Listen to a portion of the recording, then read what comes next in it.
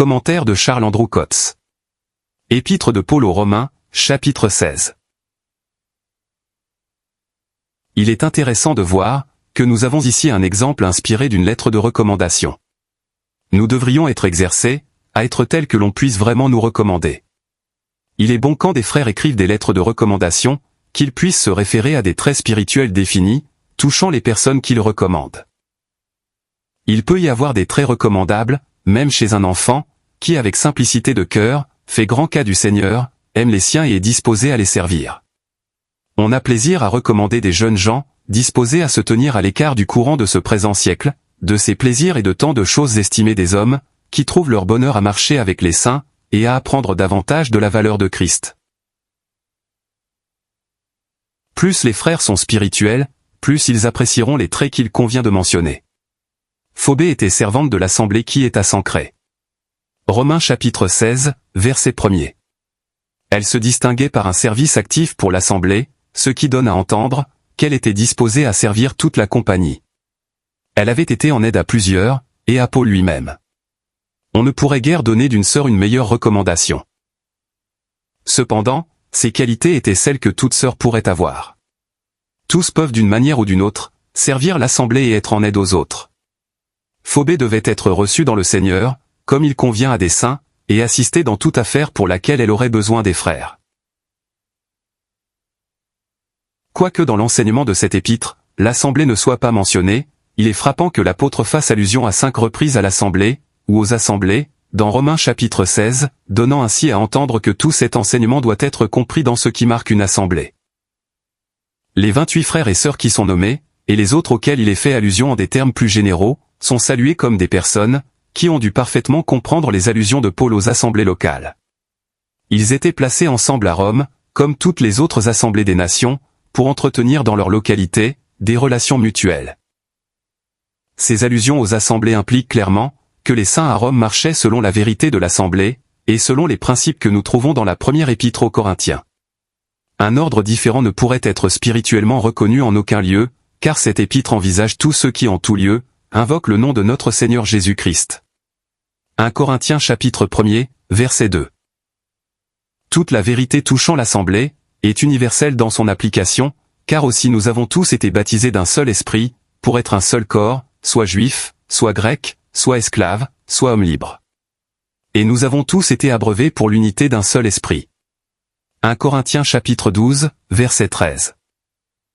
Le sectarisme, pas plus que l'indépendance, ne pouvait avoir de place dans un tel ordre de choses, car tous les saints d'une localité faisaient partie de l'assemblée locale, d'une compagnie qui était un seul corps en Christ.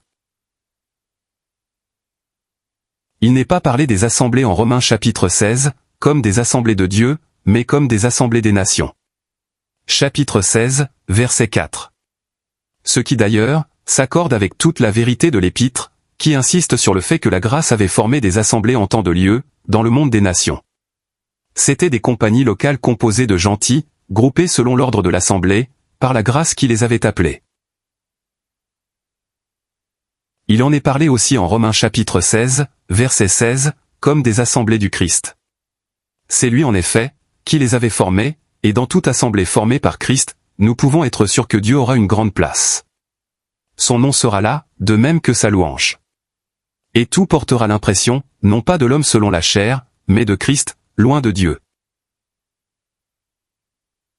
Ainsi, Romains chapitre 16 montre qu'il y a un lien entre la vérité présentée dans cette épître, et celle de la première épître aux Corinthiens, et aussi, par l'allusion faite à la révélation du mystère, en Romains chapitre 16, verset 25, avec les épîtres aux Colossiens et aux Éphésiens. La vérité est un tout indivisible, et aucune partie si importante qu'elle soit en elle-même, ne doit être détachée des autres parties.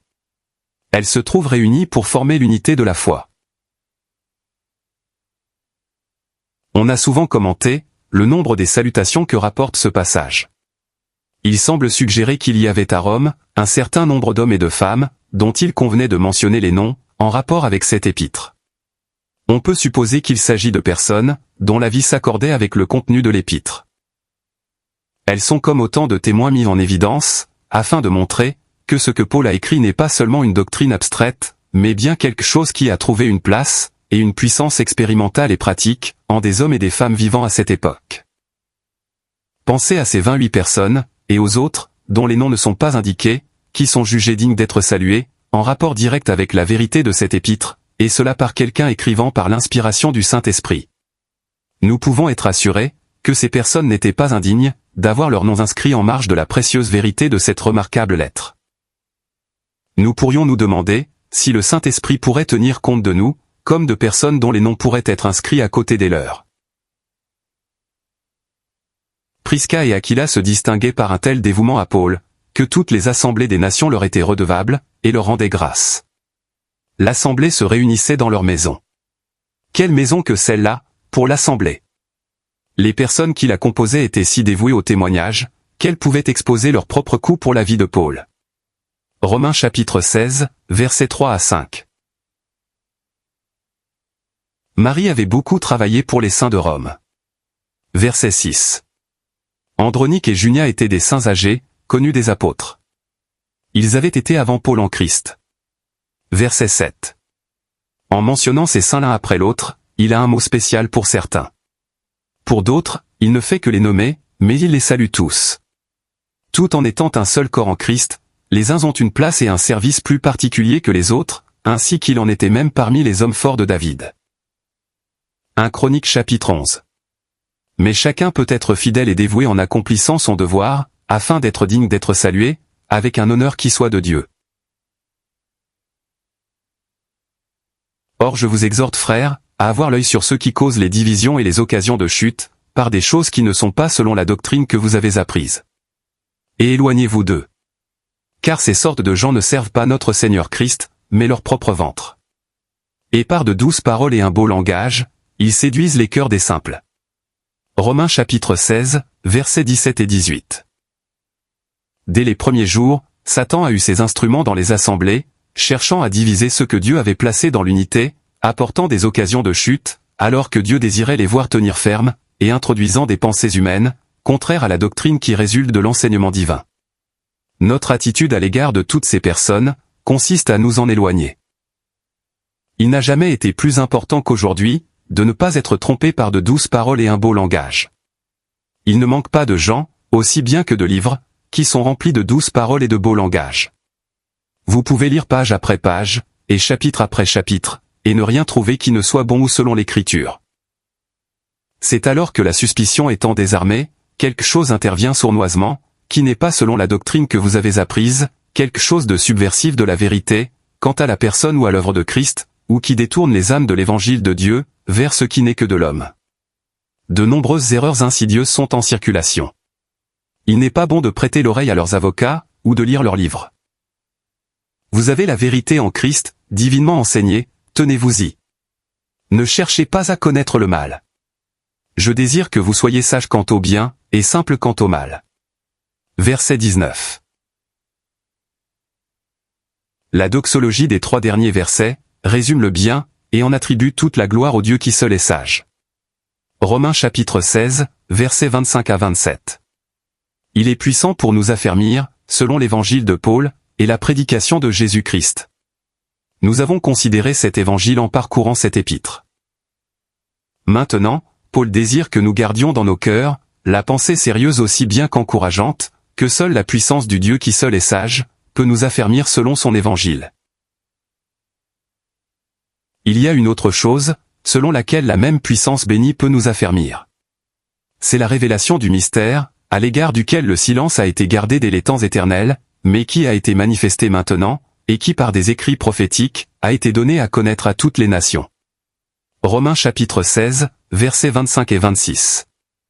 L'apôtre Paul, par ses dernières paroles solennelles, désire nous voir garder dans nos esprits, une profonde impression touchant le mystère. Il voudrait éveiller dans nos âmes, le plus profond intérêt, par la pensée de ce qui est particulier à l'assemblée, et qui la distingue. Il désire que nous notions le fait que le silence à cet égard, a été gardé dès les temps éternels. C'était un secret réservé par la sagesse de Dieu pour le temps présent, mettant en lumière par sa révélation, la profondeur et la hauteur de la sagesse et de l'amour divin, de même que la félicité du propos éternel, qu'il s'est proposé dans le Christ Jésus, notre Seigneur. En terminant cette lettre aux Romains, Paul avait en vue de préparer nos cœurs, de manière que les croyants de Rome trouvent un intense intérêt, dans ce qu'il devait écrire plus tard, dans son épître aux Éphésiens. Mais ni la présente épître, ni celle d'Éphésiens, ne devaient être comprises d'une manière humaine ou naturelle. Les saints n'en recueilleraient le bénéfice, que s'ils étaient affermis par la puissance de Dieu. Que nous pensions à l'Évangile, ou au mystère, ou à l'affermissement des saints dans l'un ou l'autre, la gloire appartient à Dieu.